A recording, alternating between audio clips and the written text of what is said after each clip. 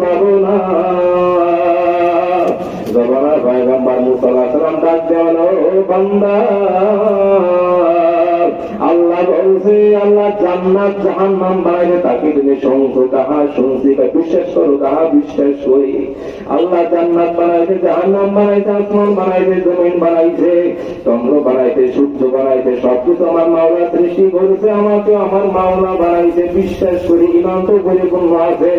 আল্লাহ বলছে, আল্লাহ কি বলছে? আল্লাহ বলছে জাহান্নাম আল্লাহ বানাইছে, জাহান্নাম শাস্তির জায়গা, আযাবের জায়গা, কঠিন জায়গা। আল্লাহ বলছে জাহান্নামের পাশ দিয়ে একটা ছিদ্র আছে, তোমার দেহ যত বড় ওই ছিদ্র তত বড়। আল্লাহ বলছে ওই ছিদ্র বন্ধ করতে, আল্লাহ আল্লাহ বলছে ওই ছিদ্র বন্ধ করতে তোমার দেহ লাগবে। কি বুঝলেন? হ্যাঁ, আল্লাহ কি বলছে? ওই ছিদ্র বন্ধ করতে তোমার দেহ লাগবে। যখন বললেন, ব্যক্তি খুশি হয়ে গেলেন, আলহামদুলিল্লাহ বলা শুরু করলেন, আলহামদুলিল্লাহ আলহামদুলিল্লাহ। আল্লাহ যখন কয়েকবার বলছে আলহামদুলিল্লাহ, জমানা ভাই আমার রোজারাম ভাগ্য বলে, কি বাবা তুমি খুশি হই না কেন? তুমি তো কষ্ট পাওয়ার কথা। আল্লাহু আকবার, আল্লাহু আল্লাহ। আমি কষ্ট কেন পাবো? আল্লাহ দুনিয়ায় মানুষ বানাইতে রাখবে, মানুষ বানাইতে রাখা কাজের জন্য, আমার বানাইছে আমার মালিকের নিজের কাজের জন্য। কষ্ট কেন পাবো? কষ্ট পাওয়ার কিছু নাই। যখন এই কথা বললেন, আল্লাহু আকবার, আল্লাহ তাফসীরে কাজে লেখেন, যখন এই তিনটা আলহামদুলিল্লাহ বললেন, ওনার হাত পাও গজাইয়া গেলে।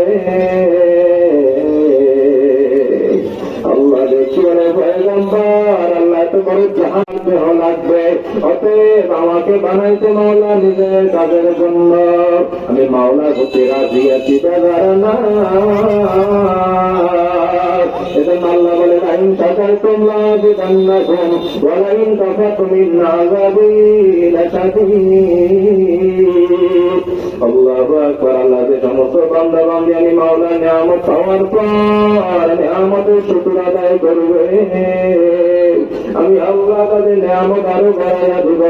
আর যারা না শুকরিয়া করবে, আমি আল্লাহ তাদের থেকে নিয়ামত উঠাইয়া নেব, নিয়ামত ছিনাইয়া নেব এবং কঠিন শাস্তির ব্যবস্থা করে দিব। রাসূল আরবি সাল্লাল্লাহু আলাইহি ওয়াসাল্লাম মক্কা থাকতে পারবেন না, আপনার ঘরে চতুর্পাশে কাফের মুশরিকরা দাঁড়াইয়া গেছে, আপনাকে মক্কা থাকতে দেবে না, এখনই বের হওয়া লাগবে।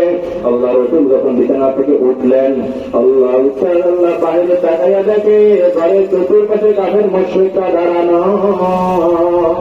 আল্লাহ রাসূল বলে, ও জিবরাইল, আমি কিভাবে বের হব? ইয়া রাসূলুল্লাহ, ইয়া হাবিবাল্লাহ, এক মুশরিক আল্লাহ কোরআনের আয়াত তেলাওয়াত করুন, ওয়াজআলনা মিন বাইনি, আমার বংশের মানুষ আমাকে মক্কা থাকতে দিবে না। আল্লাহ, আমি তোমার থেকে বিদায় নিয়ে যাইতেছি, কাবা আমি একদিন আসবো, বিদায়ের বিষয়ে আসবো। আল্লাহ রাসূল বের হয়ে গেলেন।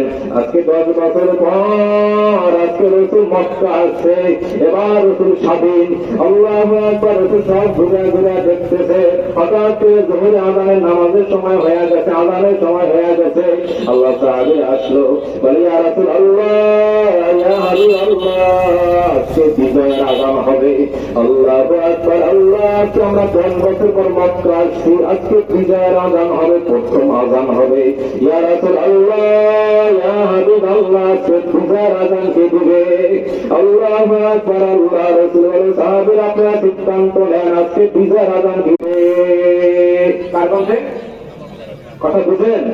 আজকে বিজয়ের আযান দেবে আবু বকর, আজকে বিজয়ের আযান হবে আবু বকরের কণ্ঠে, কারণ আবু বকর আপনার হিজরতের সাথী। আল্লাহ প্রথম ইসলাম গ্রহণ করছে, ইসলামের জন্য অনেক ত্যাগ করছে। আজকে বিজয়ের আযান দেবে আবু বকর।